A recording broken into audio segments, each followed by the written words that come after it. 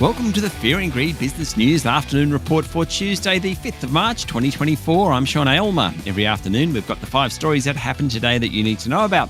Story number 1, the S&P ASX 200 closed down just a touch today to 7,724 points, with consumer stocks leading the way lower, while healthcare companies did best. The big miners, BHP, Fortescue Metals and Rio, rebounded from their falls yesterday. Same deal with CSL, which was up 1.3% today. Telstra was flat. Otherwise, the rest of the top 25 stocks were lower, led down by Wesfarmers and National Australia Bank. Not a good day for the lithium miners, with Pilbara Minerals, IGO, Sayona Mining and Liontown all ending lower. Coles, Endeavour Group, Iluka Resources, Lovisa, Origin Energy and Worley's shares all fell because they went ex-dividend. In corporate news, Telix plans to buy Canadian tech ARTMS in a $126 million deal. Helios's chief executive resigned and will be replaced by Paul Anderson, formerly of Network 10, who will lead a strategic review of the troubled pathology group. Its share price jumped 16% and was the best of the top 200 today.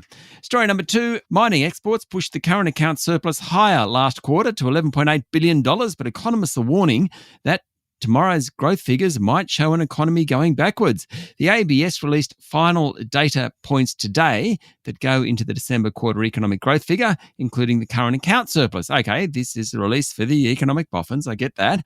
But it does show some interesting stuff, like mining commodity exports driving the surplus.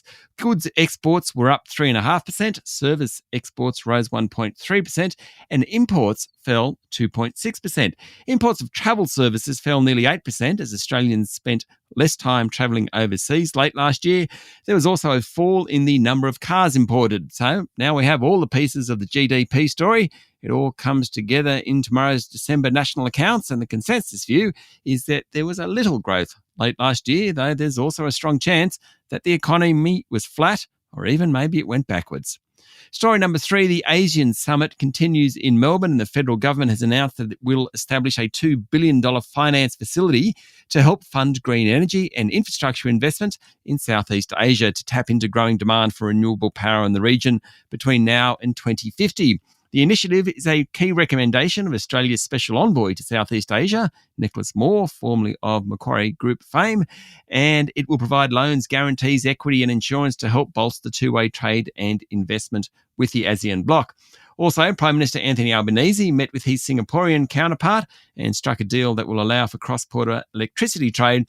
There are also a group of Singaporean and Australian companies that will receive grants to support the green transition.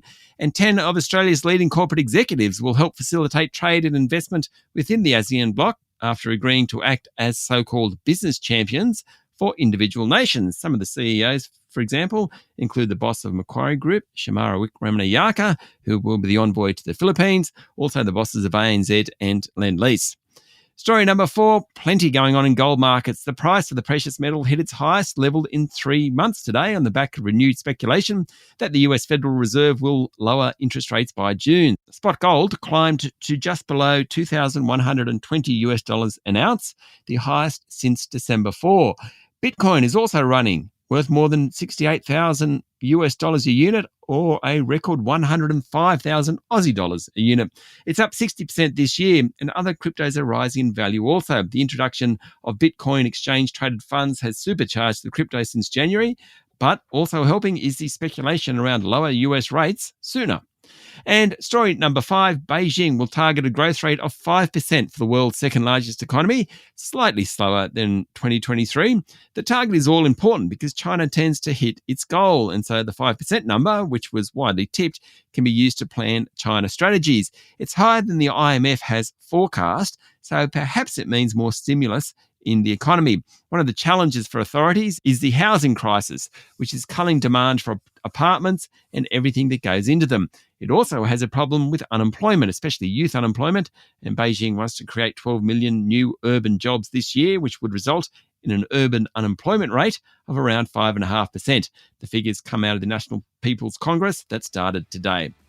That's it for the afternoon report for Tuesday, the 5th of March, 2024. Don't forget to hit follow on the podcast and find Fear and Greed on LinkedIn, Instagram, X and Facebook. Join Michael Thompson and I tomorrow morning for the Fast 5 by Fear and Greed, the top 5 business stories you need to know in just 5 minutes. I'm Sean Aylmer. Enjoy your evening.